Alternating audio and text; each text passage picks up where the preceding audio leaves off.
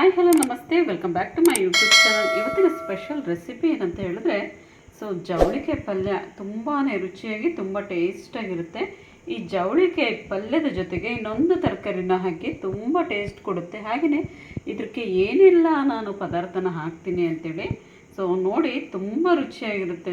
ಒಂದು ಸ್ವಲ್ಪನೂ ಉಳಿಯೋದಿಲ್ಲ. ಪಲ್ಯ ಅಷ್ಟೊಂದು ಟೇಸ್ಟಾಗಿರುತ್ತೆ.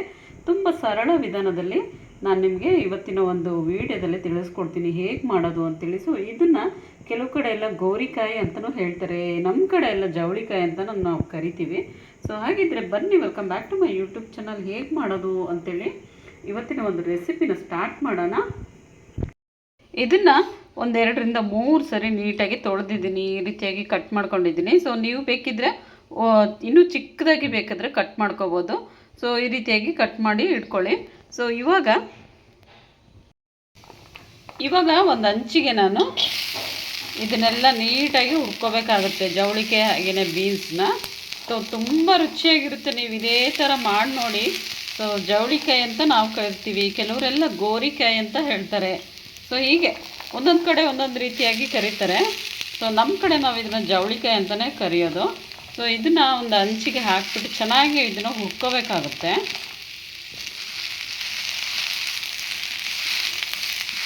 ಏನಪ್ಪ ಇದು ಕೈಯಿಂದಲೇ ಉರಿತಾ ಇದ್ದಾರೆ ಅಂದ್ಕೊಂಡ್ರೆ, ಜಸ್ಟ್ ಇವಾಗ ಹಾಕಿದ್ದೀನಿ ಅದಕ್ಕೆ.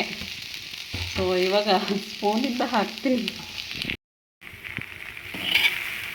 ನೋಡಿ. ಈ ಥರ ಹುರ್ಕೊಂಡು ಇಟ್ಕೊಂಡ್ರೆ ಸಾಕಾಗುತ್ತೆ ಇದು. ಇವಾಗ ಇದನ್ನು ಒಂದು ಪ್ಲೇಟಿಗೆ ತೆಗೆದುಬಿಡೋಣ.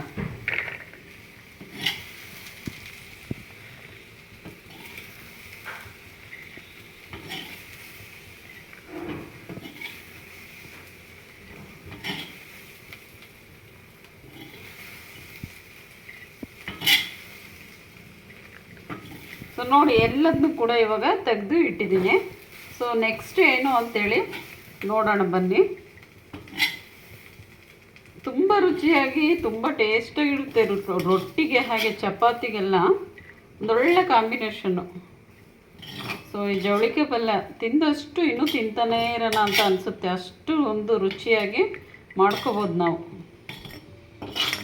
ಇದಾದಮೇಲೆ ಇವಾಗ ಅದೇ ಒಂದು ಹಂಚಿಗೆ ನಾನಿಲ್ಲಿ 1 ಹಿಡಿ ಆಗೋವಷ್ಟು ಶೇಂಗಾನ ಹಾಕ್ಬಿಟ್ಟು ಚೆನ್ನಾಗಿ ಹುರ್ಕೋಬೇಕಾಗುತ್ತೆ. ಇಷ್ಟಾದರೆ ಸಾಕು. ಇದನ್ನು ಒಂದು ಪ್ಲೇಟಿಗೆ ತೆಗೆದುಬಿಟ್ಟು ಇದನ್ನು ಪೌಡ್ರ್ ಮಾಡಿ ಇಟ್ಕೋಬೇಕು. ತರಿತರಿಯಾಗಿದ್ದರೆ ಸಾಕಾಗುತ್ತೆ, ತೋರಿಸ್ತೀನಿ. ನಾನಿಲ್ಲಿ ಒಂದು ಅಗಲವಾಗಿರೋಂತಹ ಒಂದು ಬಾಣಲಿನ ತೊಗೊಂಡಿದ್ದೀನಿ. ಅದನ್ನು ಗ್ಯಾಸ್ ಮೇಲೆ ಇಟ್ಬಿಟ್ಟು ನೀವು ಕುಕ್ಕಿಂಗ್ ಆಯಿಲ್ನ ಹಾಕ್ಕೊಳ್ಳಿ, ಎಷ್ಟು ಬೇಕು ಅಷ್ಟು ನೋಡಿಕೊಂಡು ಕುಕ್ಕಿಂಗ್ ಆಯಿಲ್ನ ಹಾಕ್ಕೊಳ್ಳಿ. ಆಯಿಲ್ ಚೆನ್ನಾಗಿ ಕಾಯಬೇಕು. ತಿರುಗಿಸ್ಲಿಕ್ಕೆ ಈಸಿ ಆಗಲಿ ಅಂಥೇಳಿ ಒಂದು ಅಗಲವಾಗಿರೋಂಥ ಒಂದು ಬಾಣಲಿನ ತೊಗೊಂಡಿದ್ದೀನಿ ಅಷ್ಟೇ. ಆಯಿಲ್ ಚೆನ್ನಾಗಿ ಕಾದ ನಂತರ, ಆಯಿಲ್ ಚೆನ್ನಾಗಿ ಕಾದಿದೆ. ಇವಾಗ 1 ಟೇಬಲ್ ಸ್ಪೂನ್ ಆಗೋವಷ್ಟು ಸಾಸಿವೆನ ಹಾಕಿ,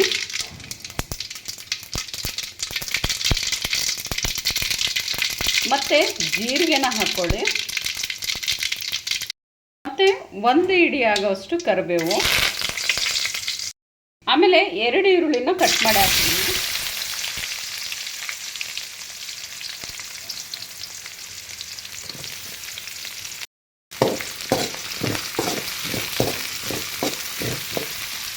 ನೀವು ಇದಕ್ಕೆ ಕಡಲೆಬೇಳೆ ಬೇಕಾದರೆ ಹಾಕ್ಕೋಬೋದು, ನಾನು ಹಾಕೋದಿಲ್ಲ.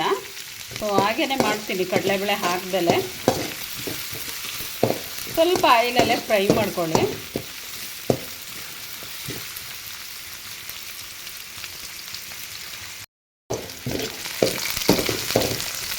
ನೋಡಿ, ಇದಾದಮೇಲೆ ಇವಾಗ ನಾನು 1 ಟೊಮಟೊನ ಹಾಕ್ತಿದ್ದೀನಿ, ಕಟ್ ಮಾಡಿ ಹಾಕಿ ಇದನ್ನು ಕೂಡ ಫ್ರೈ ಮಾಡ್ಕೊಳ್ಳಿ. ಈಗ ತುಂಬಾ ಸಿಂಪಲ್, ಸರಳ ಅಂದರೆ ಸರಳ ವಿಧಾನದಲ್ಲಿ ನಾವು ಅಷ್ಟು ರುಚಿಕರವಾಗಿ ಜವಳಿಕಾಯಿ ಪಲ್ಯನ ಮಾಡ್ಕೋಬೋದು. ಇಲ್ಲಿ ನೋಡಿ, ಇದು ಇವಾಗ ಒಂದು ಸ್ವಲ್ಪ ಟೈಮ್ ಫ್ರೈ ಆದಮೇಲೆ ಹುರಿದಿಟ್ಟಿರೋ ಅಂತಹ ಜವಳಿಕಾಯಿ ಹಾಗೆ ಬೀನ್ಸ್ನ ಇದಕ್ಕೆ ಸೇರಿಸೋಣ.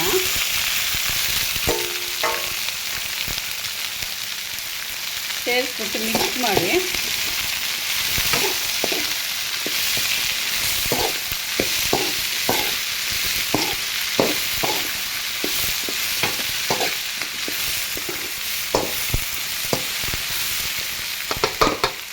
ಇದಕ್ಕೆ ಒಂದು 1/4 ಟೇಬಲ್ ಸ್ಪೂನ್ ಆಗುವಷ್ಟು ಅರಿಶಿನ ಸೇರಿಸಿ, ಆಮೇಲೆ ಒಂದು ಸ್ವಲ್ಪ ರುಚಿಗೆ ಎಷ್ಟು ಬೇಕೋ ಅಷ್ಟು ಉಪ್ಪನ್ನ ಹಾಕಿಬಿಟ್ಟು ಮಿಕ್ಸ್ ಮಾಡಿ.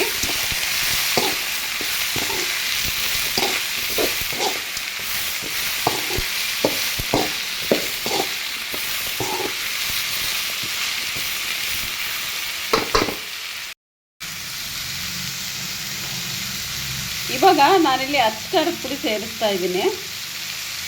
ಸೇರಿಸ್ಬಿಟ್ಟು ಮಿಕ್ಸ್ ಮಾಡಿ ಇದನ್ನು ಕೂಡ. ಸೊ ಖಾರ ಎಷ್ಟು ಬೇಕಷ್ಟು ನೋಡಿಕೊಂಡು ಹಾಕ್ಕೊಳ್ಳಿ.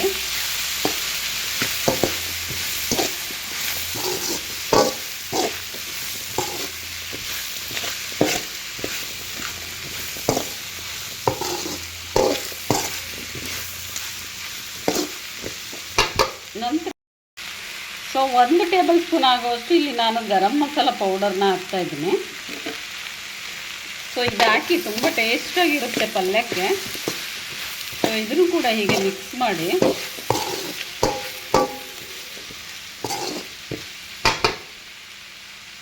ಒಂದು 2-3 ಮಿನಿಟ್ಸ್ ಆದಮೇಲೆ ಇಲ್ಲಿ ನೋಡಿ, ಶೇಂಗಾನ ಈ ರೀತಿಯಾಗಿ ತರಿಯಾಗಿ ಇರಬೇಕು ಸ್ವಲ್ಪ. ಸೊ ಆ ಥರ ನಾವು ಪೌಡ್ರ್ ಮಾಡಿ ಇಟ್ಕೋಬೇಕು. ಸೊ ಇದನ್ನು ಈ ಪಲ್ಯಕ್ಕೆ ಸೇರಿಸೋಣ. ಸೇರಿಸ್ಬಿಟ್ಟು ಮಿಕ್ಸ್ ಮಾಡ್ಕೊಳ್ಳೋಣ. ತುಂಬ ಟೇಸ್ಟಾಗಿರುತ್ತೆ. ಸೊ ಇದ್ರ ಜೊತೆಗೆ ಮೇಯ್ನಾಗಿ ಇನ್ನೊಂದು ಪೌಡ್ರ್ ಹೇಳ್ತೀನಿ ನಾನು, ಅದೇನು ಅಂತೇಳಿ. ಸೊ ಸಾಮಾನ್ಯವಾಗಿ ಗೊತ್ತಿರುತ್ತೆ. ಸೊ ಈ ರೀತಿ ಮಿಕ್ಸ್ ಮಾಡಿದ ನಂತರ ಸ್ವಲ್ಪ ನೀರನ್ನು ಸೇರಿಸ್ಬಿಟ್ಟು ಮಿಕ್ಸ್ ಮಾಡಿ ಇದು ಚೆನ್ನಾಗಿ ಕುದಿಲಿಕ್ಕೆ ಬಿಟ್ಬಿಡೋಣ. ಇವಾಗ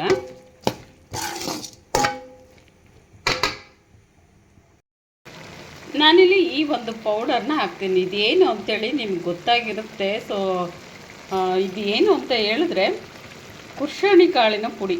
ಸೊ ಗುರೆಳ್ ಪುಡಿ ಅಂತಲೂ ಅಂತಾರೆ, ಹುಚ್ಚೆಳ್ಳು ಪೌಡ್ರು ಅಂತಲೂ ಅಂತಾರೆ. ಇದನ್ನು ಹುರಿದ್ಬಿಟ್ಟು ರೆಡಿ ಮಾಡಿ ಇಟ್ಕೋಬೇಕು. ಸೊ ನಾನು ಹುರಿದ್ಬಿಟ್ಟು ಒಂದು ಸ್ಟಾಕ್ ಮಾಡಿ ಇಟ್ಟಿರ್ತೀನಿ ಒಂದು ಬಾಕ್ಸಲ್ಲಿ. ಸೊ ಪಲ್ಯ ಏನಾದರೂ ಈ ರೀತಿ ಇದ್ದರೆ ಸೊ ಈ ರೀತಿ ಬೇಗನೆ ನಾವು ಮಾಡ್ಕೋಬೋದು. ಸೊ ಇದನ್ನು ಮಿಕ್ಸ್ ಮಾಡಿದ್ರೆ ಸೊ ಕೊನೆಯದಾಗಿ ಸೊ ತುಂಬ ರುಚಿಯಾಗಿರುತ್ತೆ. ಆಮೇಲೆ ಸೊ ಸ್ವಲ್ಪ ಕಾಯಿ ತುರಿನ ಸೇರಿಸ್ಕೊಳ್ಳೋಣ. ನಂತರ ಸ್ವಲ್ಪ ಕೊತ್ತಂಬರಿ ಸೊಪ್ಪು ಇದಿಷ್ಟು ಹಾಕಿ ಮಿಕ್ಸ್ ಮಾಡಿದ್ರೆ ಸೊ ಫೈನಲಾಗಿ ಜವಳಿಕಾಯಿ ಪಲ್ಯ ನನ್ನ ಸ್ಟೈಲಲ್ಲಿ ರೆಡಿ ಆಯಿತು. ಸೊ ತುಂಬ ಟೇಸ್ಟಾಗಿರುತ್ತೆ. ಸೊ ನೀವು ಕೂಡ ಇದನ್ನು ಟ್ರೈ ಮಾಡಿ ನೋಡಿ, ತುಂಬಾ ರುಚಿಯಾಗಿರುತ್ತೆ ಹೇಳಬೇಕು ಅಂತ ಹೇಳಿದ್ರೆ. ಸೊ ಇನ್ನೊಂಚೂರು ನಿಮಗೆ ಏನಾದರೂ ಗ್ರೇವಿ ಥರ ಬೇಕು ಅಂತ ಹೇಳಿದ್ರೆ ಇನ್ನೊಂದು ಸ್ವಲ್ಪ ನೀರನ್ನ ಹಾಕೋಬೋದು.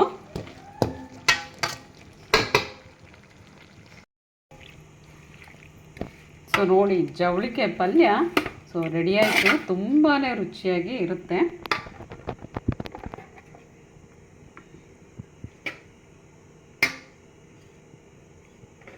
ಸೊ ಅದ್ರ ಜೊತೆಗೆ ಚಪಾತಿ ಒಂದೊಳ್ಳೆ ಕಾಂಬಿನೇಷನ್ ಅಂತಲೇ ಹೇಳ್ಬೋದು. ಸೊ ರೊಟ್ಟಿಗೂ ಚೆನ್ನಾಗಿರುತ್ತೆ ಅಲ್ವಾ.